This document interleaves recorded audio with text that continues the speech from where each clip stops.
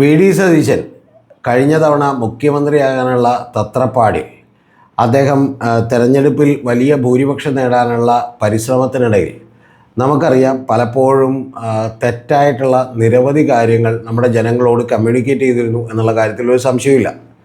അപ്പോൾ അങ്ങനെ കമ്മ്യൂണിക്കേറ്റ് ചെയ്ത് പോണ വഴിയാണ് യഥാർത്ഥത്തിൽ അദ്ദേഹം മോഡിഫിക്കേഷൻ എന്ന് പറയുന്ന വാഹനങ്ങളുടെ മോഡിഫിക്കേഷൻ എന്ന് പറയുന്ന ഒരു കാര്യത്തിലേക്ക് എത്തിയത്. അതിൻ്റെ പ്രധാനപ്പെട്ട കാര്യം അദ്ദേഹം ഏതാണ്ട് റീച്ചുള്ള എല്ലാ മാധ്യമങ്ങൾക്കും തന്നെ അദ്ദേഹം ഇൻ്റർവ്യൂ കൊടുക്കാൻ വേണ്ടി ശ്രദ്ധിച്ചിരുന്നു. അതിപ്പോൾ ഷാരിഖ് ഷംസുദ്ദീൻ ആയാലും ബൈജു എം നായരായാലും ഉള്ള ആളുകൾക്കൊക്കെ അടക്കം ഒരു ഇൻ്റർവ്യൂകൾ കൊടുക്കാൻ ശ്രദ്ധിച്ചിരുന്നു. മിക്കവാറും എല്ലാ ആളുകളും തന്നെ ചെയ്യുന്നൊരു പണിയാണ്. അതുകൊണ്ട് അദ്ദേഹം അത് ചെയ്തതിലൊന്നും തെറ്റില്ല. പക്ഷേ അങ്ങനെ ഇൻ്റർവ്യൂകളൊക്കെ കൊടുത്തുകൊണ്ടിരുന്നപ്പോഴാണ് യഥാർത്ഥത്തിൽ അദ്ദേഹത്തിന് മനസ്സിലായത് ഇങ്ങനൊരു സെഗ്മെൻറ്റ് കൂടിയുണ്ട്. അതായത് ഈ നാട്ടിൽ രാഷ്ട്രീയമൊന്നും ശ്രദ്ധിക്കാത്ത, എന്നാൽ വണ്ടികളോട് ഭയങ്കര ക്രേസുള്ള, അതിൽ വലിയ വീലുകളും സൈലൻസറൊക്കെ എടുത്ത് വലിച്ചെറിഞ്ഞ് കഴിഞ്ഞ് വലിയ സൗണ്ട് ഉണ്ടാക്കുകയും അതുപോലെ തന്നെ ലൈറ്റുകളൊക്കെ പിടിപ്പിച്ചുകൊണ്ട് വലിയ വീലുകളൊക്കെ ടയറുകളൊക്കെ ഇട്ടുകൊണ്ട് ഒന്ന് ചെത്തി നടക്കാൻ താല്പര്യമുള്ള നിരവധി ചെറുപ്പക്കാരികളുമായിട്ടുള്ള ആളുകളുണ്ട് എന്നുള്ളത് അദ്ദേഹം മനസ്സിലാക്കി. അപ്പോൾ അതൊരു ചെറിയ വിഭാഗമല്ല, ഒരു 1-2 ശതമാനമൊക്കെ ചിലപ്പോൾ നമ്മുടെ സൊസൈറ്റിയുടെ വരും. അപ്പോൾ അങ്ങനെ 1-2 ശതമാനമുള്ള ആളുകളുടെ വോട്ട് കൂടി ഇങ്ങോട്ട് പോരട്ടെ എന്ന് വിചാരിച്ച് നമ്മുടെ മുഖ്യൻ അതായത് വി ഡി സതീശൻ ഒരു അടി കൂടി അടിച്ചിരുന്നു. കാരണം അടി എന്താണെന്ന് വെച്ചിട്ടുണ്ടെങ്കിൽ മോഡിഫിക്കേഷൻ ഞങ്ങൾ നടത്താൻ വേണ്ടി സമ്മതിക്കും എന്നുള്ളതാണ് അദ്ദേഹം അടിയടിച്ചത്. പക്ഷേ അദ്ദേഹത്തെ നമുക്ക് പൂർണ്ണമായി കുറ്റപ്പെടുത്താൻ പറ്റില്ല. അദ്ദേഹത്തിൻ്റെ ഒരു ബുദ്ധി അദ്ദേഹം അതിനകത്ത് കാണിച്ചു, ഒരു മാർക്കറ്റിംഗ് ബുദ്ധി കാണിച്ചു. അതിൽ അദ്ദേഹം പറഞ്ഞിരുന്നത്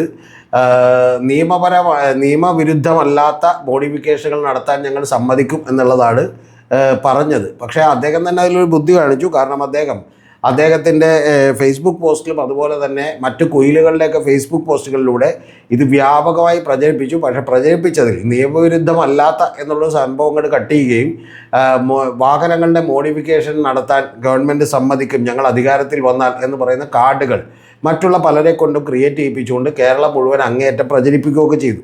ഈ പ്രചരിപ്പിക്കുമ്പോൾ തന്നെ തലക്ക് വെളിവുള്ള ആളുകൾക്കൊക്കെ തന്നെ അറിയാം. കാരണം വാഹനങ്ങളുടെ മോഡിഫിക്കേഷനുമായി ബന്ധപ്പെട്ട നിയമങ്ങളൊക്കെ തന്നെ കേന്ദ്ര ഗവൺമെൻറ്റിൻ്റെ നിയമങ്ങളാണ്. അതൊരു കാരണവശാലും ലംഘിക്കാൻ കഴിയില്ല എന്നുള്ളതൊക്കെ തന്നെ എല്ലാവർക്കും തന്നെ അറിയാം, സാമാന്യബോധമുള്ളവർക്കറിയാം.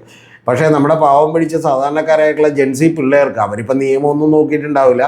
അവർ നോക്കുമ്പോൾ ഒരു ഹെൽമെറ്റിലൊരു ക്യാമറ വെച്ചാൽ എന്താ കുഴപ്പമുള്ളത്, അല്ലെന്നുണ്ടെങ്കിൽ വണ്ടികളിൽ ചില മോഡിഫിക്കേഷൻ നടത്തി ഗംഭീരമായിട്ട് ഇറക്കിയാൽ എന്താ കുഴപ്പമുള്ളത് എന്നൊക്കെയാണ് അവർ ചിന്തിക്കുന്നത്. ഈ വണ്ടികളും അവയുടെ നിർമ്മാണവും അവയുടെ കാര്യങ്ങളൊക്കെ വളരെ സൂക്ഷ്മമായി ചെയ്യുന്നൊരു പണിയാണ്. പ്രത്യേകിച്ചും അത് ഇന്ത്യൻ കമ്പനികളല്ല, വിദേശ കമ്പനികളൊക്കെ അതിഗംഭീരമായി ചെയ്യുന്നൊരു പണിയാണ് എന്നുള്ളത് ഇവർക്കാർക്കും അറിയില്ല. ഇപ്പോൾ ഒരു ടയറിൻ്റെ വലിപ്പം തന്നെ അത് എത്രത്തോളം വേണം, എന്തുകൊണ്ട് വേണം, അത് വലിപ്പം കൂടിയാൽ എന്തൊക്കെയാണ് പ്രശ്നങ്ങൾ ഉണ്ടാവുക, അത് മറ്റു വണ്ടികളെ വെള്ളത്തിൽ കൂടി പോകുമ്പോൾ മറ്റു വണ്ടികളെ എങ്ങനെ ഹാനികരമായി ബാധിക്കുമെന്നുള്ളതിനെക്കുറിച്ചൊക്കെ വളരെ മൈന്യൂട്ടായിട്ടുള്ള കാര്യങ്ങളിൽ പോലും വലിയ പഠനം നടത്തിക്കൊണ്ടാണ് ഇത് കൃത്യമായിട്ട് പറയുന്നത്. ഇപ്പം ഞാനൊരിക്കൽ BMW X6 എന്ന് പറയുന്ന വാഹനം ഓടിച്ചു നോക്കിയപ്പോൾ അവിടുത്തെ അസിസ്റ്റൻറ്റ് ജനറൽ മാനേജർ ഞാനൊരു ടെസ്റ്റ് ഡ്രൈവ് എടുത്തപ്പോൾ അദ്ദേഹം എന്നോട് എക്സ്പ്ലെയിൻ ചെയ്തിട്ട് ഞാൻ ഞെട്ടിപ്പോയി. എന്ന് പറഞ്ഞാൽ അദ്ദേഹം ഒരു മെക്കാനിക്കൽ എഞ്ചിനീയറാണ്, അത് കൂടാതെ MBA കഴിഞ്ഞിട്ടുള്ള ഒരു പയ്യൻ കൂടിയാണ്. അപ്പോൾ അതുകൊണ്ട് ഗംഭീരമായിട്ടാണ് എന്നോട് എക്സ്പ്ലെയിൻ ചെയ്തത്. ഇപ്പോൾ ഉദാഹരണത്തിന് ഏതാണ്ട് ഒരു 150-160 കിലോമീറ്റർ സ്പീഡിൽ പോകുമ്പോൾ എന്നോട് പറഞ്ഞു പെട്ടെന്നൊന്ന് ചവിട്ടിക്കോളൂ എന്ന് പറഞ്ഞു. അപ്പോൾ ചവിട്ടിയതിന് ശേഷം ആ ചവിട്ടി കഴിഞ്ഞാൽ നോക്കുമ്പോൾ ഒറ്റ ചവിട്ടി ചവിട്ടാനാണ് പുള്ളി പറഞ്ഞത്. ആ ചവിട്ടി കഴിഞ്ഞ് നോക്കുമ്പോൾ ഏതാണ്ട് ഒരു 10-15 ഇഞ്ച് നീങ്ങി മാത്രമാണ് വണ്ടി നിന്നേക്കണത്. അപ്പോൾ അവിടെ ടയറിൻ്റെ പാടുണ്ട്. അപ്പോൾ അദ്ദേഹം പറഞ്ഞു ഈ ടയറിൻ്റെ പാട് ഇപ്പോൾ സാറ് ഇതിനേക്കാൾ ഒരു ചെറിയ വണ്ടിയാണ് മേടിക്കുന്നതെങ്കിലും വണ്ടി നിൽക്കും, നമുക്ക് വലിയ വ്യത്യാസമൊന്നും മനസ്സിലാവില്ല. പക്ഷേ പ്രധാനപ്പെട്ട കാര്യം എന്ന് വെച്ചാൽ അപ്പോൾ വണ്ടി ഒന്ന് അങ്ങോട്ടും ഇങ്ങോട്ടും മാറാനുള്ള എന്ന് പറഞ്ഞാൽ ചെറുതായിട്ടൊന്ന് സ്കിഡ് ചെയ്യാനുള്ള സാധ്യതയുണ്ട്. വലിയ വ്യത്യാസമൊന്നും ഉണ്ടാവില്ല. പക്ഷേ ഇതങ്ങനെയല്ല. BMW X6 ആകുമ്പോൾ കൃത്യമായിട്ട് നേരെ തന്നെ വന്നിങ്ങനെ നിൽക്കും എന്നൊക്കെ പറയുന്നു. അപ്പോൾ അത്തരത്തിൽ വളരെ സൂക്ഷ്മമായിട്ട് ഇവർ ചെയ്യുന്നൊരു പണിയാണ്. അല്ലാതെ വെറുതെ രാവിലെ എഴുന്നേറ്റ് അങ്ങോട്ട് ചെയ്യാൻ പറ്റില്ല. അതിൻ്റെ പുറത്തേക്ക് വേറെ എന്തെങ്കിലും നീണ്ടു നിൽക്കുന്നുണ്ടെങ്കിൽ അതുണ്ടാക്കുന്ന കുഴപ്പങ്ങളൊക്കെ പഠിച്ചുകൊണ്ടാണ് ചെയ്യുന്നത്. അപ്പോൾ പക്ഷേ ഇതൊന്നും പാവപ്പെട്ട സാധാരണക്കാരായിട്ടുള്ള പിള്ളേർക്ക് അറിയാൻ പാടില്ലാത്തതുകൊണ്ട് പോണ വഴി അവരുടെ ഒട്ടും കൂടി ഇങ്ങോട്ട് പോരട്ടെ എന്ന് വിചാരിച്ച് സതീശൻ ഒരു അടിയടിച്ചതാണ് ഈ പറയുന്ന ഞങ്ങൾ മോഡിഫിക്കേഷനൊക്കെ അനുവദിക്കും എന്ന് പറഞ്ഞത്. ഇപ്പോൾ കഴിഞ്ഞ ദിവസം നമ്മുടെ പ്രിയപ്പെട്ട ജോണേട്ടൻ, അദ്ദേഹം ഇപ്പോൾ നമുക്കറിയാം ഗതാഗത വകുപ്പ് മന്ത്രിയാണ്. അദ്ദേഹം നിയമസഭക്കകത്ത് വന്ന് വിശദീകരിച്ച കാര്യം കേട്ട് എനിക്ക് ചിരി വന്നു. ആ വിശദീകരിച്ചതിൽ അദ്ദേഹം പറയുന്നത് നിങ്ങൾക്ക് മറ്റേ മാറ്റുകളൊക്കെ മാറ്റാം എന്നുള്ളതാണ്. എന്ന് പറഞ്ഞാൽ നമ്മൾ വണ്ടിക്കകത്ത് വിരിക്കുന്ന താഴേക്കുള്ള മാറ്റുകൾ വേണമെങ്കിൽ മാറ്റാം, പിന്നെ മഡ് ഫ്ലാപ്പ് വേണമെങ്കിൽ മാറ്റാം, നിങ്ങൾക്ക് കുറച്ചുകൂടി ഇതായിട്ടുള്ളത് വെക്കാം, പിന്നെ സ്റ്റിക്കറുകൾ ഒട്ടിക്കാനായിട്ട് കഴിയുന്ന അപകടകരമല്ലാത്ത സ്റ്റിക്കറുകൾ ഒട്ടിക്കാൻ കഴിയുന്ന കാര്യം പരിഗണിച്ചുകൊണ്ടിരിക്കുകയാണെന്നുള്ളതാണ്. പക്ഷേ നേരത്തെ പറഞ്ഞ പോലെ സൈലൻസർ ഊരിക്കളയുകയും കുറേ പേരൊക്കെ സൈലൻസറൊക്കെ ഊരിക്കളഞ്ഞു, ഇനി നമ്മുടെ സതീശൻ വന്ന് പേടിക്കാനല്ല പോട്ടെ പുല്ലെന്ന് പറഞ്ഞു.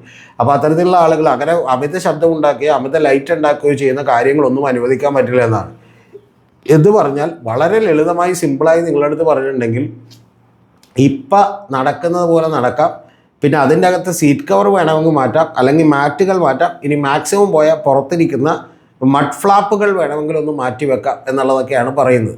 അല്ലാതെ അതിനപ്പുറത്തേക്കുള്ളൊരു പണി നടക്കില്ല. എന്ന് മാത്രമല്ല, സതീശൻ ചെയ്യാൻ പറ്റുന്നൊരു കാര്യം ഉണ്ടായിരുന്നു. കാരണം ഇത് കേന്ദ്ര നിയമം ഇപ്പോൾ അദ്ദേഹത്തിന് പോയി മാറ്റാനൊന്നും പറ്റില്ലല്ലോ. അദ്ദേഹം ഒന്നാമത് ഇനി കോൺഗ്രസ്സൊക്കെ അധികാരത്തിൽ വരിക, അദ്ദേഹം പ്രധാനമന്ത്രിയൊക്കെ ആകെ വേണം. അതൊക്കെ കുറച്ചുകൂടി പണിയുള്ള കാര്യമാണ്, അതൊക്കെ പെട്ടെന്ന് നടക്കാത്തൊരു കാര്യമാണ്.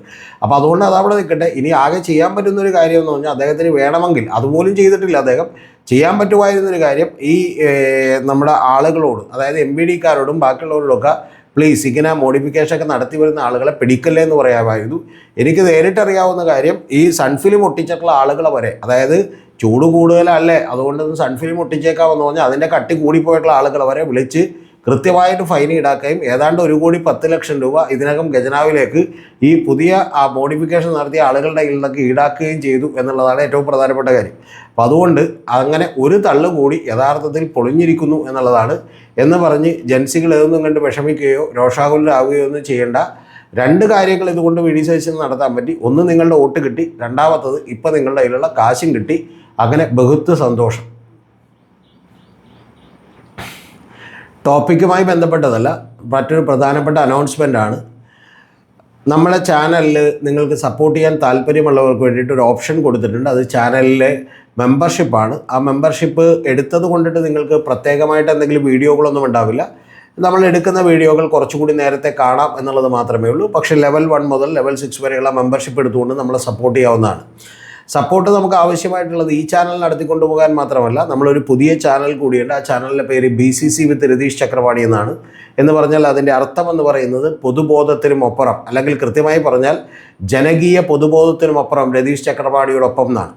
ആ പേരിടാൻ തന്നെയുള്ള ഒരു കാര്യമെന്ന് പറയുന്നത്, നമ്മുടെ മാധ്യമങ്ങളൊക്കെ സൃഷ്ടിക്കുന്ന ഒരു പൊതുബോധത്തിലേക്ക് പലപ്പോഴും ആളുകൾ വീണു പോവുകയും അതനുസരിച്ച് വോട്ടുകൾ ചെയ്യുകയും ഭരണകൂടങ്ങളെ തീരുമാനിക്കുകയും അതിനനുസരിച്ച് പ്രതിച്ഛായകൾ നിർമ്മിക്കപ്പെടുകയുമാണ് കേരളത്തിലും ലോകത്തെമ്പാടും തന്നെ സംഭവിച്ചുകൊണ്ടിരിക്കുന്നത്. അതിന് വേണമെങ്കിൽ നിരവധി ഉദാഹരണങ്ങൾ എനിക്ക് പറയാൻ പറ്റും. ഞാനിപ്പോൾ അതിലേക്കൊന്നും കടക്കുന്നില്ല. പക്ഷേ അത്തരമൊരു കാര്യങ്ങളിലേക്ക് നമ്മൾ പോകുന്നതിന് മുമ്പ് നിങ്ങൾക്ക് സത്യം അറിയിക്കാനുള്ള ഒരു ശ്രമത്തിലാണ് നമ്മൾ. അതുകൊണ്ട് നമ്മൾ രാവും പകലുമില്ലാതെ അതിനുവേണ്ടി അധ്വാനിക്കുന്ന ഒരാളുകളാണ്. നമ്മൾ ആഴ്ചയിൽ ഒരു പോഡ്കാസ്റ്റ്, അല്ലെങ്കിൽ 10 ദിവസം കൂടുമ്പോഴെങ്കിലും ഒരു പോഡ്കാസ്റ്റ് എടുക്കണമെന്ന് വെച്ചിട്ട് പോലും അത് നടന്നില്ല. കാരണം നമ്മൾ നേരത്തെ പറഞ്ഞ ചാനലിൽ ബിയോണ്ട് കോമൺ കോൺഷ്യസ്നസ് വിത്ത് രതീഷ് ചക്രപാണി എന്ന് പറയുന്ന ചാനലിൽ നമ്മൾ രണ്ടാമത്തെ പോഡ്കാസ്റ്റാണ് ഇട്ടിട്ടുള്ളത്. ആ പോഡ്കാസ്റ്റ് വളരെയധികം ജനങ്ങൾ സ്വീകരിച്ചു. കാരണം അത് 1,10,10,000 പേര് 12,000 പേര് ഇപ്പം തന്നെ കണ്ടു കഴിഞ്ഞു. വലിയ അഭൂതപൂർവ്വമായിട്ടുള്ള പ്രതികരണമാണ് 2 ദിവസം കൊണ്ട് അതിന് ലഭിച്ചത്. കാരണം അതിൽ എല്ലാ സബ്സ്ക്രൈബേഴ്സിൻ്റെ നമ്പർ കേവലം 600 മാത്രമായിരുന്നു. അവർക്ക് മാത്രമേ നോട്ടിഫിക്കേഷൻ എത്തുള്ളൂ എന്ന് നിങ്ങളൊന്ന് ആലോചിക്കണം. 40 മിനിറ്റിലധികമുള്ള 44-50 മിനിറ്റുള്ള ഒരു പരിപാടിയായിരുന്നു. അത് ആളുകൾ മുഴുവനായും തന്നെ ഏതാണ്ട് കണ്ടിരിക്കുന്നു എന്നുള്ളതാണ്. അതുകൊണ്ട് 12,000-14,000 വരുന്ന വാച്ചവേഴ്സിലേക്ക് ആളുകൾ എത്തിയിട്ടുണ്ട്. വലിയ സന്തോഷം ഇത് കേൾക്കുന്നതിൽ. പക്ഷേ അത്തരത്തിലുള്ള നിരവധി പോഡ്കാസ്റ്റുകൾ ചെയ്യാൻ നിങ്ങളുടെയൊക്കെ സപ്പോർട്ട് ആവശ്യമാണ്. കഴിയുന്നവർ ചെയ്താൽ മതി. ഇതുപോലെ മെമ്പർഷിപ്പ് എടുക്കാം. അല്ലെന്നുണ്ടെങ്കിൽ നേരിട്ട് നമ്മുടെ ഗൂഗിൾ പേ നമ്പറും അതുപോലെ തന്നെ അക്കൗണ്ട് നമ്പറൊക്കെ കൂടി കൊടുത്തിട്ടുണ്ട്. അതിലേക്കും നിങ്ങൾക്ക് നമ്മുടെ ഫിനാൻഷ്യലി സപ്പോർട്ട് ചെയ്യാൻ കഴിയാവുന്നവർക്ക് ചെയ്യാവുന്നതാണ്. ഇനി ചെയ്യാൻ കഴിയാത്തവരും അതോർത്ത് വിഷമിക്കേണ്ട ആവശ്യമൊന്നുമില്ല. നിങ്ങൾ തീർച്ചയായിട്ടും നമ്മുടെ വീഡിയോകൾ കാണുകയും കമൻറ്റുകളൊക്കെ തന്നെ രേഖപ്പെടുത്തുകയും നിങ്ങൾക്ക് വളരെ കൃത്യമായിട്ടുള്ള വിമർശനങ്ങളുണ്ടെങ്കിൽ അതും താഴെ എഴുതുകയും ചെയ്യണം എന്ന് മാത്രമാണ് എനിക്ക് നിങ്ങളോട് പറയാനുള്ളത്.